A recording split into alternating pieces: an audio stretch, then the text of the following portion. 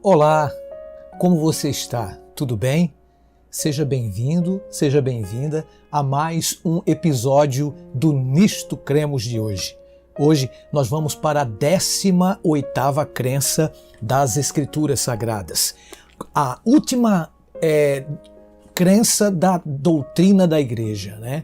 Nós estamos indo já para a próxima, na semana que vem, vamos falar da 19ª, crença, que faz parte da 5ª doutrina das Escrituras, a vida cristã, A vida cristã é sobre a lei de Deus, a crença sobre a lei de Deus. Então, você não perde por esperar.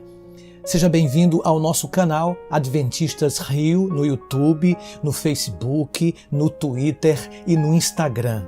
Nos siga nas redes. Também o meu Pr.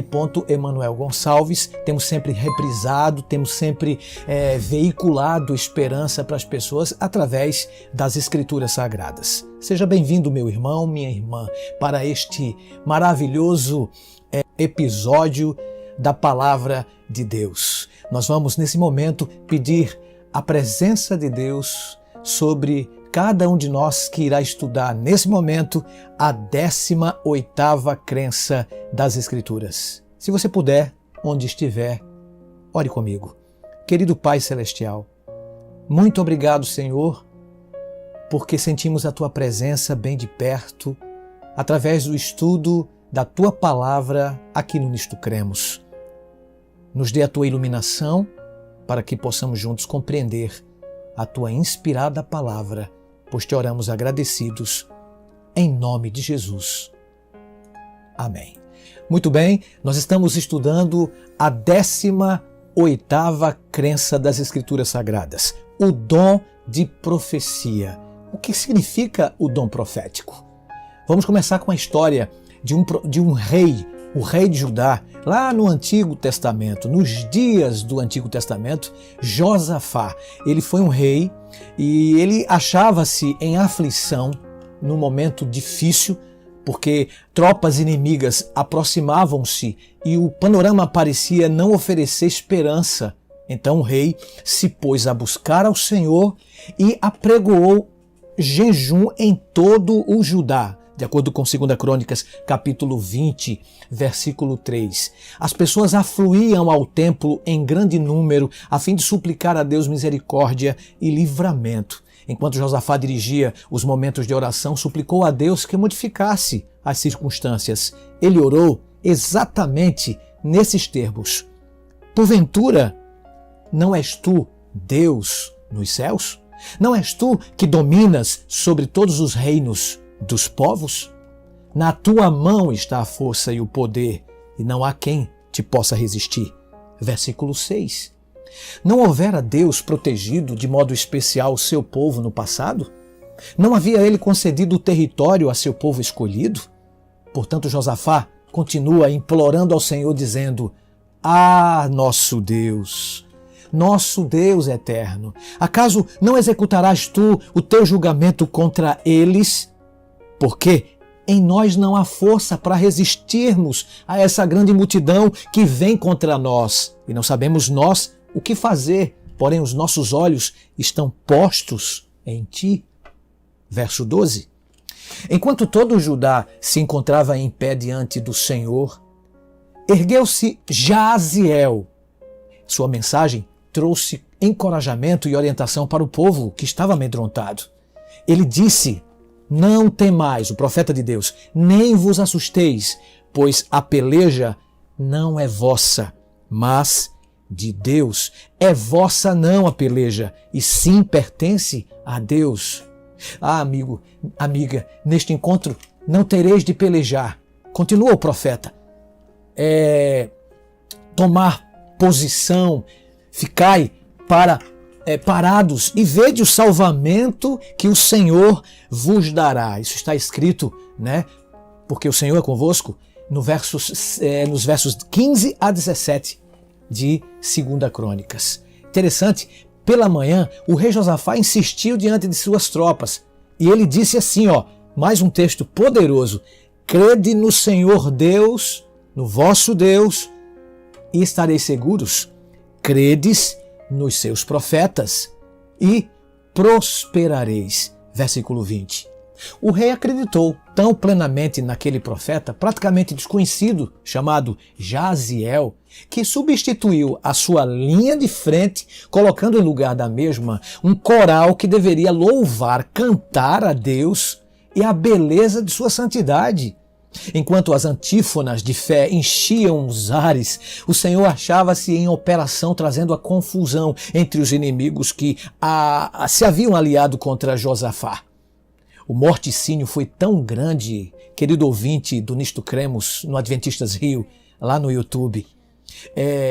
O morticínio foi tão enorme que não restou nenhum sobrevivente, de acordo com o versículo 24. Jaziel foi o porta-voz de Deus para aquele momento crucial e importante de Judá. Amigos, estamos em um assunto muito especial sobre o dom profético. Falar em profetas, os profetas desempenharam um papel vital tanto nos tempos do Velho Testamento quanto no tempo também do Novo Testamento. Contudo, teria a profecia cessado com o encerramento do cânon bíblico? Para podermos descobrir a resposta, repassemos então a história da profecia. Embora o pecado tenha interrompido a comunicação face a face de Deus com os seres humanos, Deus não perdeu a intimidade com as criaturas humanas. Em vez disso, desenvolveu novas formas de comunicação, passou a enviar por meio dos profetas as suas mensagens de encorajamento, advertência e reprovação. Nas Escrituras, o profeta é alguém que recebe comunicação de Deus e transmite o propósito das mesmas ao povo. Porque, diz o apóstolo, nunca, jamais, isso está aqui, calma aí, no Novo Testamento, exatamente aqui, não é? A profecia diz que nunca qualquer profecia foi dada por vontade humana. Entretanto, homens santos falaram da parte de Deus, movidos pelo Espírito Santo. Pedro fala isso em segunda carta, né? Cujo seu nome, 2 Pedro, no capítulo 1, versículo 21. No Antigo Testamento, a palavra profeta é geralmente a tradução do hebraico nabi. O seu significado é exposto em Êxodo capítulo 7, versos 1 e 2, quando então disse Deus a Moisés, na época da inspiração bíblica, né? Vê que te constituí como Deus sobre Faraó e Arão teu irmão será o teu profeta, ou seja, Nabi. Ele continua, tu falarás tudo o que eu te ordenar e Arão teu irmão falará a Faraó. Aí está o relacionamento de Moisés para com Faraó. E esse relacionamento, esse diálogo seria aquele que Deus mantém com o seu povo. Assim como Arão comunicava as palavras de Moisés, seu irmão, a Faraó, assim o profeta apresenta as palavras de Deus perante o povo. Esse é um processo interessante, é uma dica para quem estuda as Escrituras Sagradas, é o processo da inspiração, né? É um processo maravilhoso, é tipificado lá entre a pessoa de Moisés e seu irmão Arão, quando o Arão, ele na sua forma de pensar, na sua forma de falar, falava a Faraó. Vale lembrar que quem falou a Faraó não foi Moisés, foi Arão. Então, aí nós entendemos o processo através do qual Deus se comunica conosco, que se chama inspiração. Então, o termo profeta, portanto, designa um porta-voz apontado por Deus. O termo grego equivalente ao hebraico, nabi, é profetés, isso mesmo, profetés, onde se deriva o nosso termo em português, que nós chamamos de profeta. Através dos anos, Deus concedeu revelações de sua vontade a seu povo, utilizando as pessoas que haviam recebido o dom de profecia. Certamente, o Senhor Deus não fará, coisa alguma sem que primeiro pudesse revelar o seu segredo aos seus servos, os profetas. Amós, capítulo 3, versículo 7. Isso está com referência a Hebreus no capítulo 1. Paulo repete essa frase no verso 1, dando uma referência do profeta Amós no Antigo Testamento. As funções, então, dos profetas eram várias. No Novo Testamento, por exemplo, o Novo Testamento concede ao dom de profecia um lugar proeminente entre os dons do Espírito Santo, colocando uma vez em primeiro lugar e duas vezes em segundo lugar entre os mistérios de maior utilidade, né, ou os ministérios de maior utilidade para a igreja. O apóstolo Paulo estimulou os crentes a desejar de modo especial o dom de profecia, lá em 1 Coríntios, no capítulo 14, versos 1 e 39. O Novo Testamento sugere que os profetas desempenharam algumas funções, entre as quais prestaram assistência na fundação da igreja, portanto a igreja ela foi edificada sobre o fundamento dos apóstolos e profetas, sendo ele mesmo, Cristo Jesus, a pedra angular. Além disso, iniciaram a extensão missionária da igreja. Foi por meio dos profetas que o Espírito Santo selecionou Paulo e Barnabé para a primeira viagem missionária e proveu orientação no tocante aos lugares em que os missionários deveriam trabalhar. Também edificaram a igreja através desses ministérios de edificação. Paulo prediz que a igreja ela recebia de Deus a profecia para ser edificada. E as profecias são pronunciadas justamente para os homens, edificando, exortando e consolando, de acordo com 1 Coríntios, capítulo 14, nos versos 4, né? Também o versículo 3 e 4. Né? Junto com outros dons, Deus concedeu a profecia à igreja a fim de preparar os crentes para o desempenho do seu serviço, para a edificação do corpo de Cristo. Efésios 4, versículo 12. Então, amigo, as profecias também unificam, os ministérios dos profetas unificam e protegem a igreja. Os profetas contribuíram para trazer à lume a unidade da fé, protegendo a igreja contra as falsas doutrinas, de modo que os crentes não mais fossem como meninos agitados de um lado para o outro e levados ao redor por todo o vento de doutrina, pela artimanha dos homens, pela astúcia com que induzem ao erro. Isso Paulo falou em Efésios capítulo 4, versos 13 e 14. Advertiram também quanto às dificuldades futuras.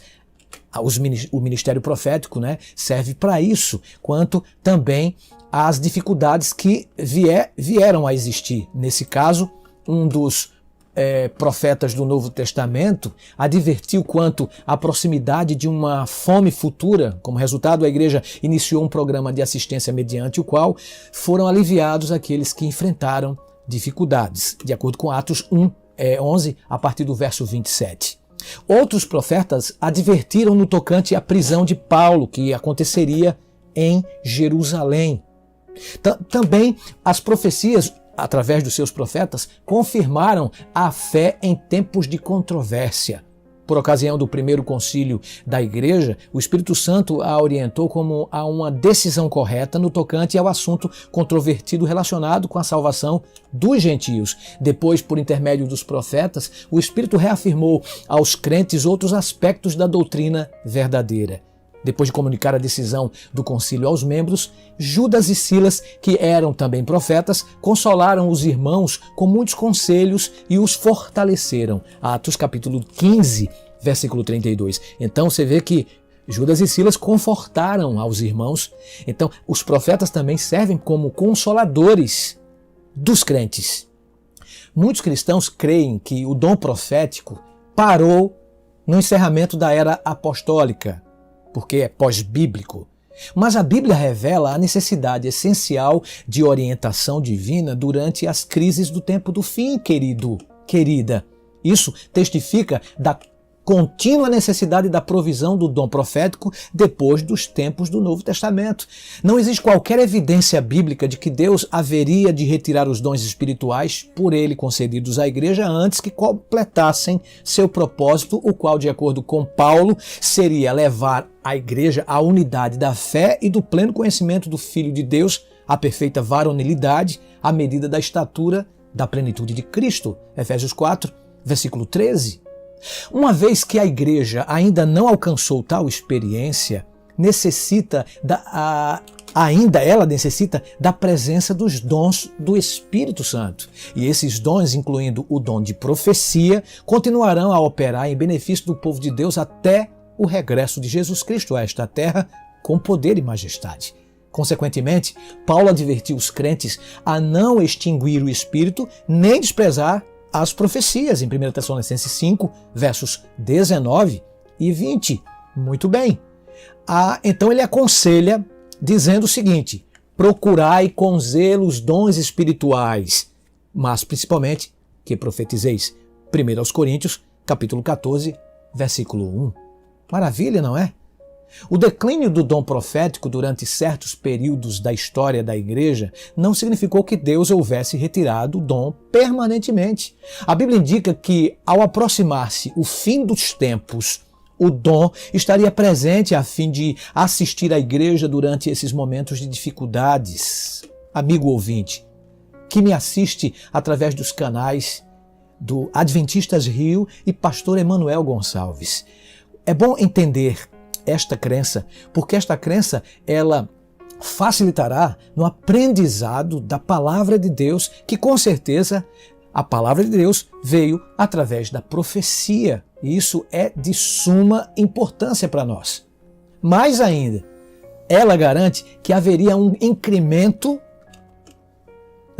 na atividade, um incremento na atividade desse dom.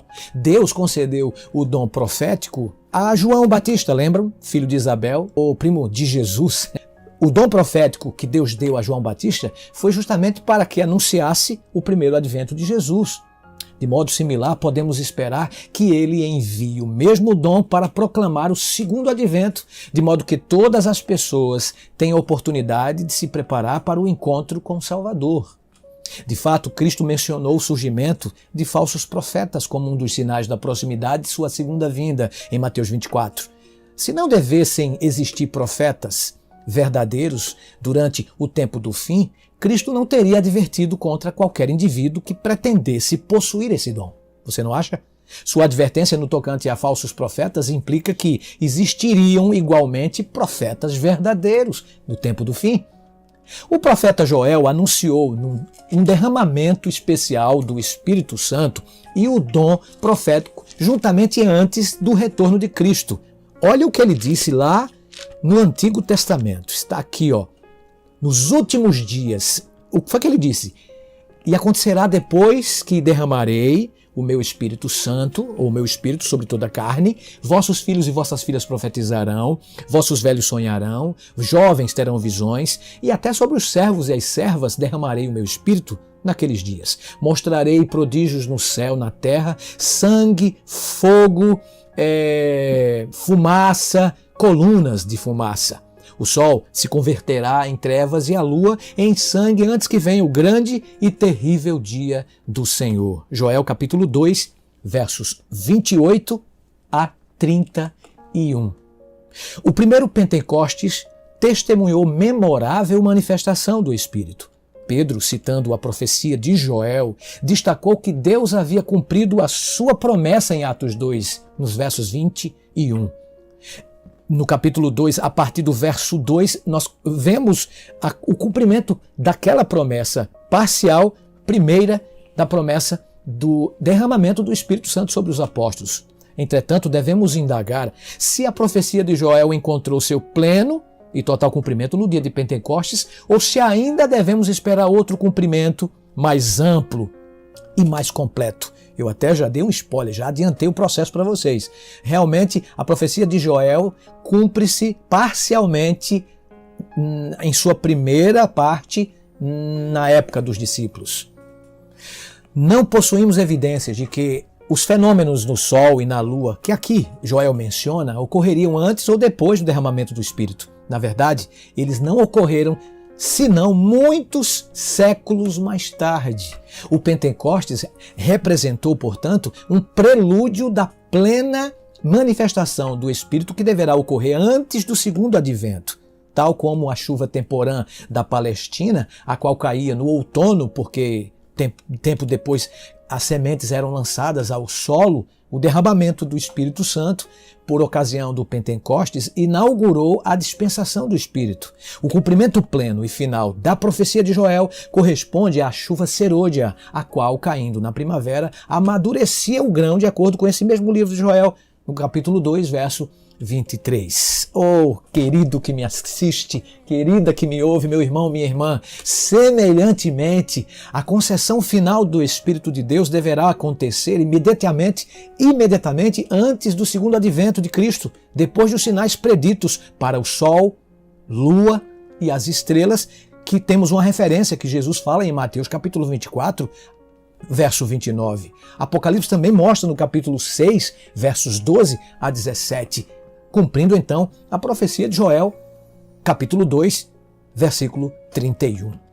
Tal como a chuva temporã, essa manifestação final do Espírito amadurecerá a colheita da terra. E todo aquele que invocar o nome do Senhor será salvo. Joel 2,32. Apocalipse 12 menciona 2 períodos de acentuada perseguição. Durante o primeiro, que se estendeu de 538 a 1798 depois de Cristo, Apocalipse 12, versos 6 e 14. Por falar nisso, eu falei um pouquinho sobre isso na crença de número 13, quando falamos do remanescente e sua missão. Depois dá uma olhada lá, dá uma volta, mas é pouca coisa. Lá no Nisto Cremos, e você vai ver no capítulo 13, ou no episódio 13, eu falo um pouquinho sobre essa perseguição de 538 por Justiniano até 1798. Apocalipse fala isso. Capítulo 12, né? E é importante saber também que Daniel, capítulo 7, menciona esse mesmo tempo através de uma linguagem profética. Então, os crentes leais, nessa época de 1260 anos, se você somar 538 a 1798, é justamente o que diz a profecia, dá um período de 1260 anos literais, né? Nesse período, os cristãos sofreram perseguição. Uma vez mais, justamente antes do segundo advento de Cristo, Satanás atacará o restante da semente da mulher, a igreja remanescente, que se recusa a abdicar da obediência que presta a Jesus Cristo. O Apocalipse caracteriza os crentes leais que constituirão o remanescente, e eu falei quem são os remanescentes, ou a semente da mulher, né? Conforme Apocalipse 12, no capítulo 13, o episódio 13 do Nisto Cremos, diz que o próprio Apocalipse, os remanescentes são aqueles que, 2 características, guardam os mandamentos de Deus e têm o testemunho de Jesus. Apocalipse 12, verso 17. Que a frase testemunho de Jesus se refere ao dom profético é algo que se estabelece claramente na conversa posterior do anjo com João. Próximo ao final do livro, o anjo identifica a si mesmo como conservo teu e dos teus irmãos que mantêm o testemunho de Jesus, Apocalipse 19, verso 10. E como conservo teu dos teus irmãos, os profetas, Apocalipse 22, versículo 9. Essas expressões paralelas deixam claro que são os profetas que possuem o testemunho de Jesus. Isso explica a declaração do anjo de que o testemunho de Jesus é o espírito de profecia, em Apocalipse 19, verso 10. Pois o testemunho de Jesus, ou seja, de Cristo, sustentado por ele, Jesus, ou seja, constitui o espírito de profecia. Isso define especialmente os irmãos que mantêm o testemunho de Jesus na qualidade de possuidores da inspiração profética. Então, o testemunho de Jesus, é bom a gente entender isso, equivale em termos práticos à testificação de Cristo, de acordo com Apocalipse 22:20. Trata-se da autorrevelação de Cristo, que de acordo com Apocalipse 1:1, deve-se à última análise a Deus que moveu os profetas cristãos. Portanto, a expressão espírito de profecia pode se referir, em primeiro lugar, ao Espírito Santo, que inspirou os profetas com a revelação procedente de Deus. Segundo, a operação do dom de profecia. E terceiro e último, ao instrumento da profecia. O livro de Apocalipse identifica a posse das 2 características da igreja verdadeira dos últimos dias. E repito, guarda os mandamentos de Deus e tem o testemunho de Jesus, o dom profético. A igreja do Êxodo, do Antigo Testamento, concedeu Deus o dom profético, não é? Justamente o seu dom profético Deus concedeu lá à igreja do Antigo Testamento, que era a igreja de Deus. E Deus concedeu esse dom a fim de organizar, instruir e guiar seu povo. Mas o Senhor por meio de um profeta, fez subir a Israel do Egito, e por um profeta foi ele guardado, diz Oséias, no capítulo 2, no versículo 13. Foi ele guardado. Não deve constituir surpresa, portanto, o fato de encontrarmos um profeta no meio do povo que se acha envolvido com o último êxodo, o escape do planeta Terra poluído pelo pecado em direção à Canaã celestial. Esse êxodo que ocorre em seguida ao segundo advento representa o cumprimento último e completo de Isaías, capítulo 11, versículo 11. Você pode ler comigo, Isaías 11, versículo 11. Nós podemos ler juntos. Olha só que profecia maravilhosa. Ele diz assim, naquele dia o Senhor tornará a estender a mão para resgatar o restante do seu povo que foi deixado. As Escrituras declaram que o povo de Deus experimentará nos últimos dias da história terrestre a plenitude da ira do satânico poder do dragão quando este se envolver em uma tentativa final para destruí-los. Repito, Apocalipse 12, verso 17 fala esse texto. Será que esse é um tempo de angústia qual nunca houve, desde que houve nação até aquele tempo, de acordo com o que diz Daniel capítulo 12, versículo 1? A fim, amigos, de ajudá-los na sobrevivência em meio ao mais intenso conflito de todas as eras, Deus sempre nos ajudará nesses momentos, como sempre também nos ajudou através do seu povo lá, através de sua mão poderosa, nos tempos do Antigo e Novo Testamento. Deus, em sua amorável bondade, assegura a cada um de nós, seu povo, que não nos deixará sozinhos. Assim como ele não deixou seu povo no antigo Israel, entre o povo do Novo Testamento, entre os discípulos, ele não nos deixará órfãos. E o testemunho de Jesus, o Espírito de profecia, os guiará em segurança rumo ao objetivo final, a união com o Salvador, por ocasião da sua volta. Foi o dom profético que produziu a própria palavra de Deus. No período pós-bíblico, ele não deve superar as Escrituras ou acrescentar algo a elas, uma vez que o cânon sagrado já está completo, ou seja, 39 livros no Antigo Testamento, como estudamos no primeiro episódio desta série do Nisto Cremos, a palavra de Deus, na doutrina de Deus, não é? E 27 livros no Novo Testamento. Então o cânon foi fechado em 66 livros, ok? O dom profético atuará no tempo do fim, assim como atuou nos dias dos apóstolos. Seu objetivo é destacar a Bíblia como base de fé e prática, explicar seus ensinamentos e aplicar seus princípios ao viver diário. Ele se acha envolvido no estabelecimento e edificação da igreja, habilitando-a a desempenhar sua missão divinamente apontada.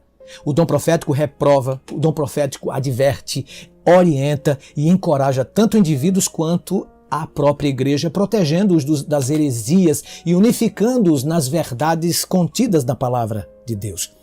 Os profetas pós-bíblicos atuaram de modo semelhante. Por exemplo, a Natã, Gade, Asaf, Semaías, Azarias, Eliezer, Aías, Obed, Miriam, Débora, Uda, Simeão, o próprio João Batista, primo de Jesus, Ágabo, Silas, Ana e as 4 filhas de Filipe, os quais viveram em tempos bíblicos, mas não tiveram seus testemunhos registrados como parte do compêndio bíblico.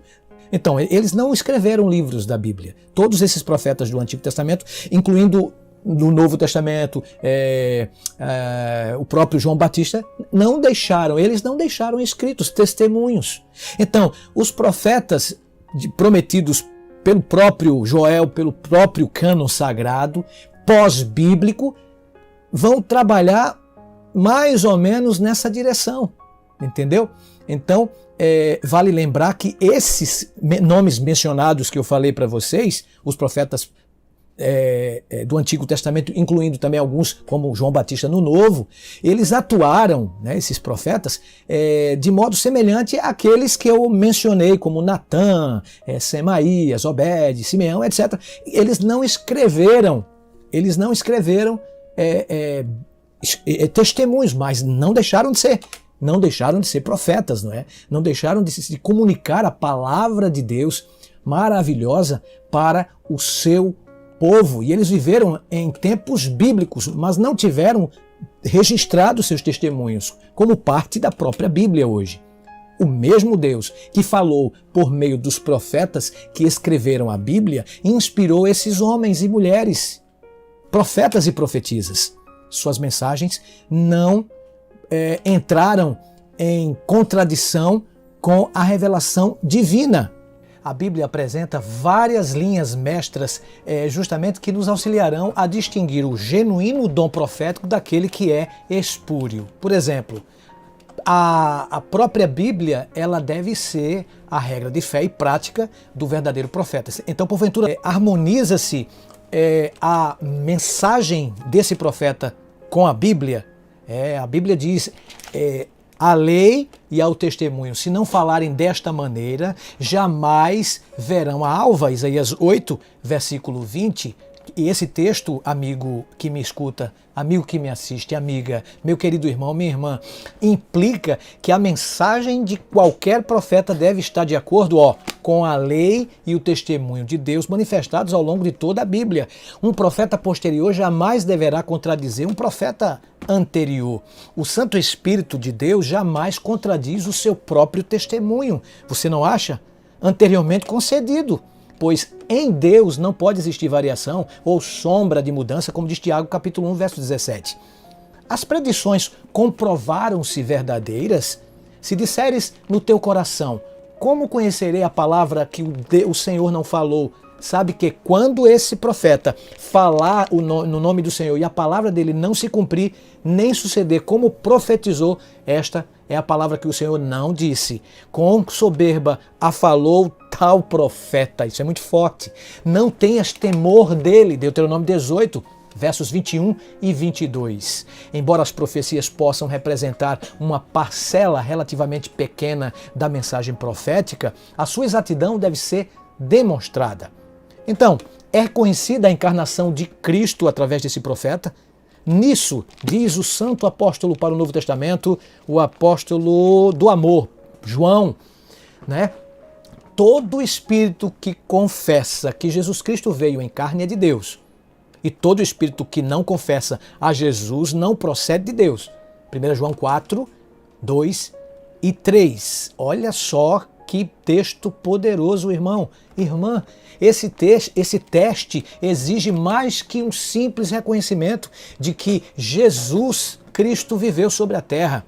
O verdadeiro profeta deve confessar o ensinamento bíblico da encarnação, ele deve crer em sua divindade e preexistência, seu nascimento virginal, sua verdadeira humanidade, vida sem pecado, sacrifício expiatório, ressurreição, ascensão, ministério intercessório e segundo advento. Agora, e os frutos desse profeta? Como deveriam ser, né? Bons ou maus? O que vocês acham? Muito bem.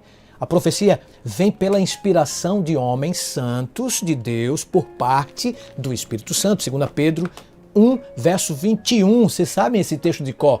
Podemos então discernir os falsos profetas a partir dos seus frutos, ou conforme explicou o próprio Jesus, pelos seus frutos os conhecereis. Não pode a árvore, né, produzir frutos maus, nem a árvore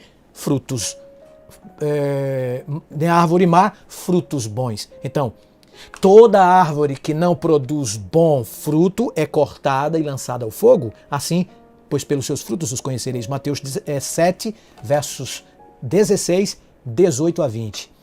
Esse é um conselho crucial ao avaliar a reivindicação do profeta. Em primeiro lugar, vem a vida do profeta. Não significa, evidentemente, amigo que me assiste pelas plataformas digitais, não significa que o profeta deva ser absolutamente perfeito. As Escrituras dizem que o profeta Elias, no Antigo Testamento, foi um homem semelhante a nós, sujeito aos mesmos sentimentos que nós temos. Tiago 5,17. Então, a vida do profeta deveria ser caracterizada pelos frutos do Espírito, não pelas obras da carne, né? Registradas no capítulo 5, né, de Gálatas. Toda pessoa que reivindica possuir o dom profético deve ser submetida a tais testes. Se enfrentar positivamente todos eles, podemos ter a confiança de que efetivamente o Espírito Santo concedeu a ela o dom de profecia. Então, nós cremos piamente, né, que o dom profético manifestou-se ativamente no ministério de Ellen White, cofundadora da Igreja Adventista do Sétimo Dia. Ellen White nasceu no dia 26 de novembro de 1827, né, lá em Santa Helena, em Gohan, e morreu em 16 de julho de 1915. Quem foi Ellen White? Ela foi uma escritora cristã norte-americana e uma das fundadoras da igreja, como já falei, adventista. Ela é considerada uma das escritoras mais significantes da literatura americana, conforme o Wikipedia diz. Eu fui lá no Google, pesquisei de forma curiosa o que o mundo cibernético tem a nos informar a respeito de Ellen White, e a própria internet me deu esse subsídio para mostrar para vocês que, conforme o Wikipedia, repito, o Google, fui lá, pesquisei, Ellen White ela é considerada uma das grandes e significantes educadoras, escritoras norte-americanas. Foi-lhe concedida a instrução inspirada da parte de Deus em favor de seu povo nos últimos dias, amigo. O mundo no início do século XIX, o século que Ellen White nasceu, quando Ellen White começou a apresentar, no caso, as suas mensagens, era um mundo do homem, machista. O seu chamado profético a colocou sob escrutínio crítico das pessoas. Tendo satisfeito os testes bíblicos, ela prosseguiu em seu ministério profético durante 70 anos, desde 1854, quando contava apenas com 17 aninhos de idade, até 1915, quando ela morreu. Ela recebeu mais de 2.000 visões. Durante esse período, ela viveu e trabalhou na América do Norte, na Europa, na Austrália, aconselhando, estabelecendo novas frentes de trabalho, pregando o evangelho e escrevendo. Ellen White jamais assumiu o título de profetisa, mas não se opunha a que os outros assim a identificassem. Ela explicou, dizendo: cedo em minha juventude, diz ela, foi-me perguntado muitas vezes: é você uma profetisa? Sempre tenho respondido: sou a mensageira do Senhor. Sei que muitos me têm chamado de profetisa, mas jamais reivindiquei esse título. Por que não reivindico ser chamada de profetisa? Porque nestes dias muitos que audaciosamente pretendem ser profetas representam um opróbrio, um escândalo à causa de Cristo. E porque minha obra inclui muito mais do que o termo profeta significa, reivindica ser profetisa, é algo que jamais fiz reivindicar. Se outros me chamam por esse nome, não discuto com eles, mas a minha obra abrange tantos aspectos que não posso chamar-me a mim mesma, senão uma mensageira. Olha, amigo, que bacana, né? Interessante, curioso. Pois é. De que, então, modo se comporta o ministério de Ellen White face aos testes que nós anunciamos para vocês de um verdadeiro ou falso profeta? Exemplo: ela concorda com a palavra de Deus. Sua abundante produção literária inclui dezenas de milhares de textos bíblicos, acompanhados por vezes de detalhadas exposições. Cuidadosos estudos têm demonstrado que seus escritos coerentes, fidedignos e em total concordância com a Bíblia. O reconhecimento também de Ellen White da encarnação do Deus maravilhoso, Cristo, não é? Ellen White, ela escreveu extensamente sobre a vida de Cristo, o seu papel como Senhor e Salvador, seu sacrifício expiatório na cruz e seu atual ministério intercessório representam temas dominantes em sua obra maravilhosa literária. O livro O Desejado de Todas as Nações, esse livro que eu tenho aqui em mãos, por exemplo, tem sido aclamado como um dos mais espirituais tratados sobre a vida de Cristo, enquanto o livro Caminho a Cristo, sua obra mais amplamente difundida, tem conduzido milhões de pessoas a um relacionamento mais profundo e íntimo com Ele. Seus livros retratam claramente a Jesus como plenamente Deus e plenamente homem. Sua exposição equilibrada coincide com os pontos de vista bíblicos, evitando de forma cuidadosa a ênfase exagerada quanto a uma outra natureza, um problema que causou tanta controvérsia ao longo da história do cristianismo. Estamos para a parte final do nosso Nisto Cremos de hoje. Pra você ter ideia, esse livro foi tirado desta biblioteca aqui que vocês veem em vermelho. São toda a literatura de Ellen White traduzida para o nosso idioma, para o nosso português. Então, todo o tratamento que Ellen White deu, né, ao ministério de Cristo é de cunho prático. Como falei, vida de Jesus, como falei, desejado todas as nações, e o próprio Caminho a Cristo falam muito, mas muito sobre a natureza de Cristo, o que ele veio fazer por cada um de nós. É maravilhoso. Não importa quais os aspectos de que ela trate, sua preocupação fundamental é conduzir o leitor a um relacionamento mais profundo com o Salvador. Essa influência de seu ministério, decorrido mais de um século, desde que ela recebeu o dom profético, a igreja e a vida daqueles que atenderam seus conselhos revelam o impacto de sua vida e de suas mensagens.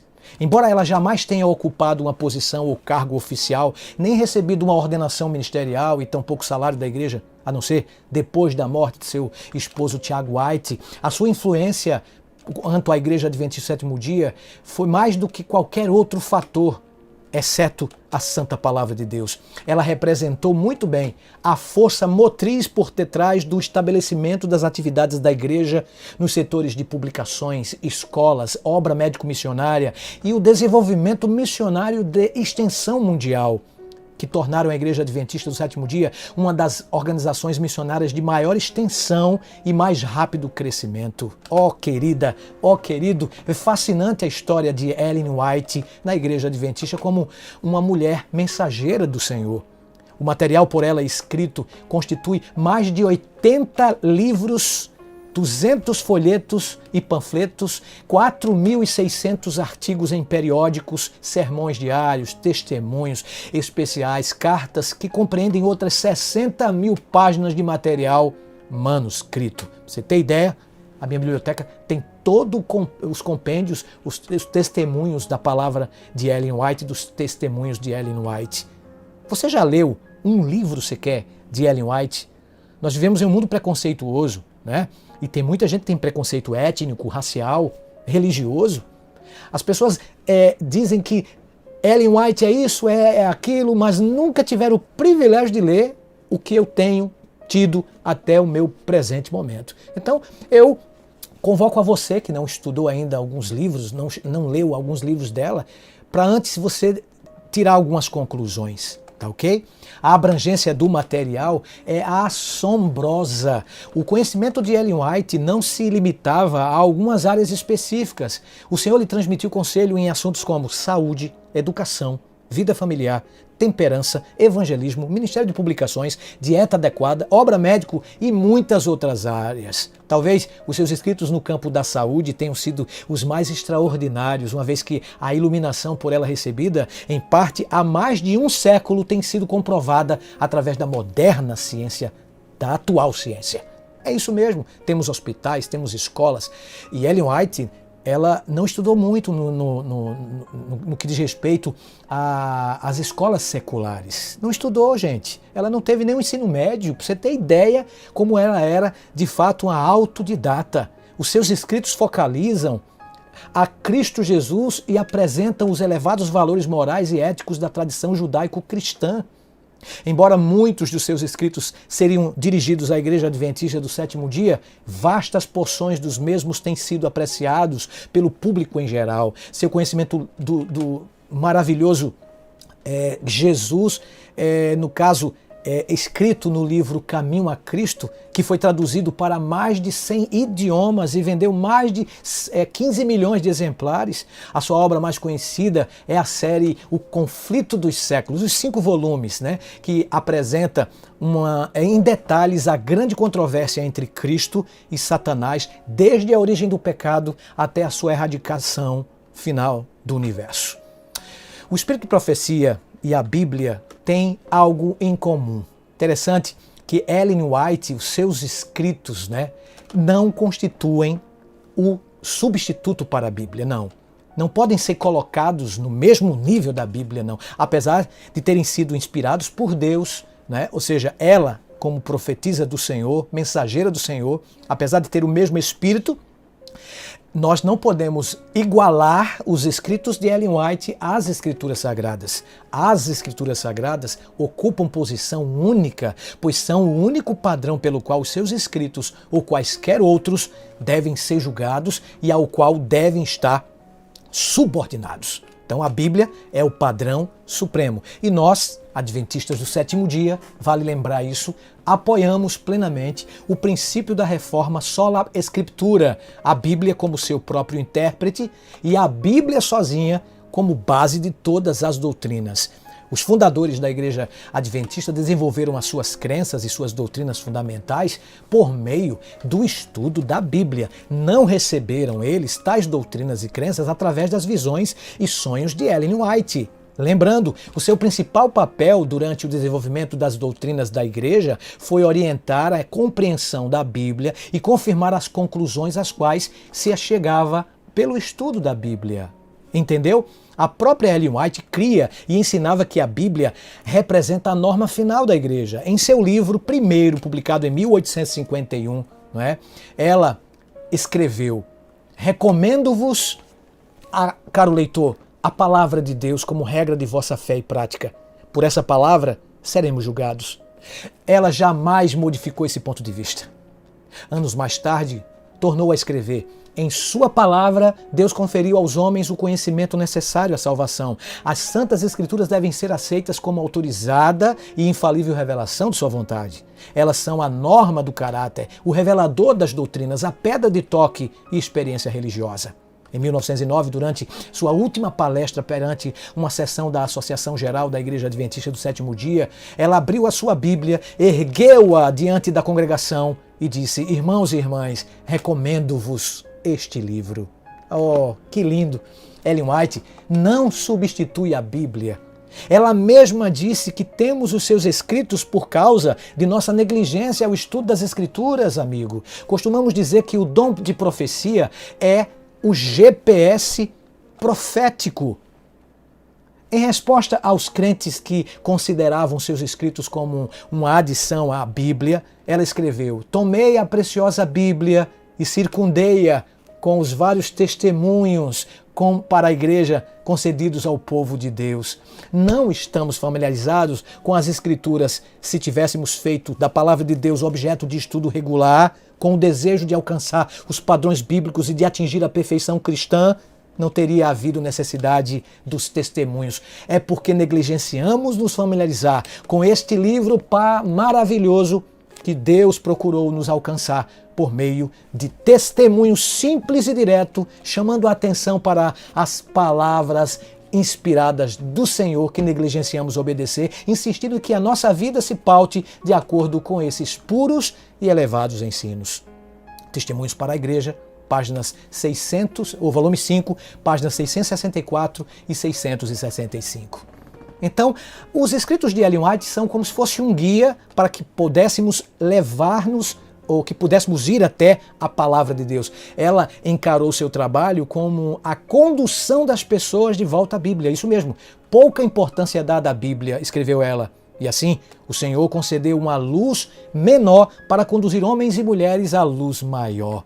A palavra de Deus prossegue, disse a própria autora Ellen White: a palavra de Deus é suficiente para iluminar a mente mais obscurecida e pode ser compreendida por todos aqueles que sentirem o desejo de entendê-la. Apesar de tudo isso, alguns que pretendem estar fazendo da palavra de Deus o seu objeto de estudo encontram-se vivendo em direta oposição aos seus mais claros ensinos.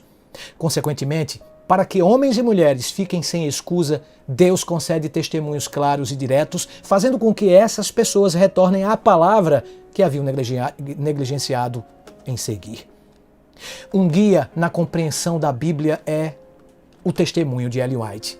E Ellen White testemunha seus escritos como um guia para a compreensão mais clara da Bíblia. É como você vê em meu escritório, você vê em minha estante vários livros e olha, de vários autores de diversos tipos de religião, amigo. A gente às vezes indica um livro de um autor que nós consideramos inspirado, que nós consideramos inteligente. Nós citamos nas redes sociais alguns pensamentos, de fulano de tal, de Beltrano.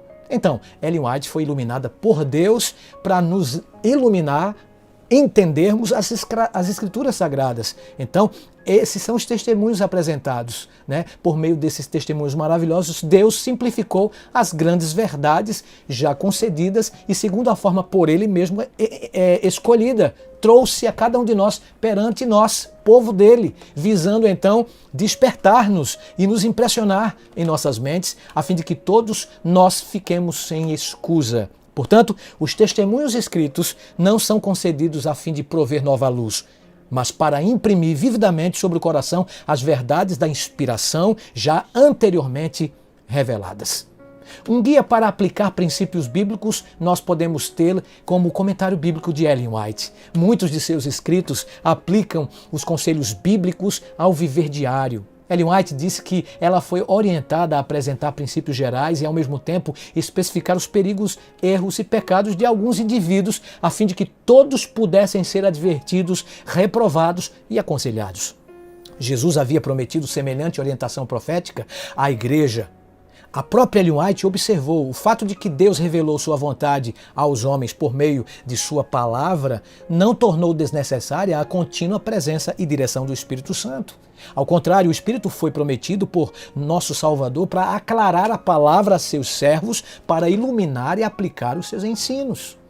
O livro de Apocalipse profetiza que o testemunho de Jesus haveria de manifestar-se por meio do espírito de profecia nos últimos dias da história terrestre, amigo. Portanto, isso representa muito, mas representa um grande desafio a todos, no sentido de não assumir uma atitude de indiferença ou descrença, mas aprovar todas as coisas e reter, como diz Paulo, o que é bom.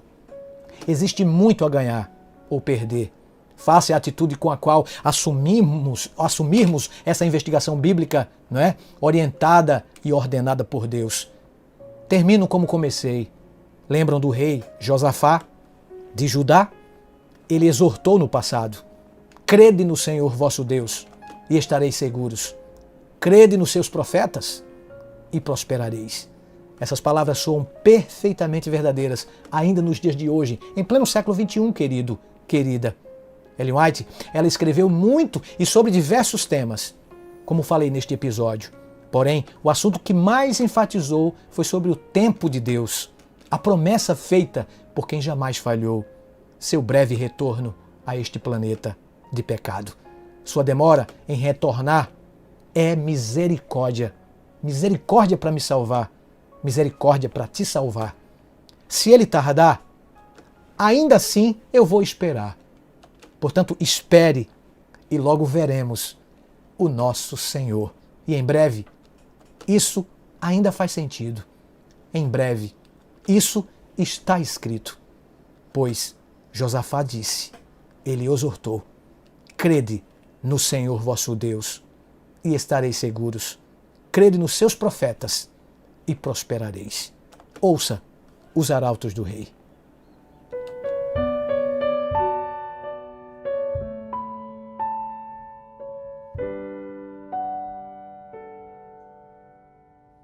Em breve, isso ainda faz sentido. Espero, mas tempo é relativo. O mal me impõe dia e noite o seu fardo. A paz dura só uma fração de segundo. O que é o tempo para alguém que está cansado? Não sabe mais se um dia terá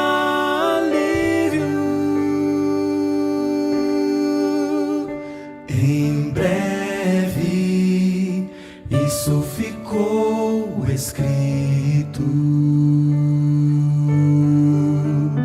para muitos, poeira de um velho livro. Milênios depois, tudo parece um mito. Viver pela fé, alguém quer correr o risco. Mas o que é o tempo quando se é eterno? Um ano inteiro é como um dia apenas. O que é o futuro para aquele que é absoluto e me alcançou na hora da minha angústia? Em breve, no tempo de Deus, contemplarei a promessa feita por quem jamais falhou.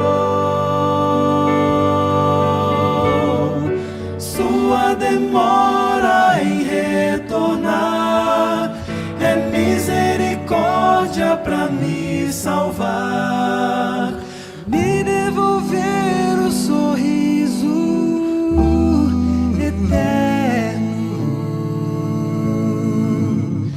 Em breve,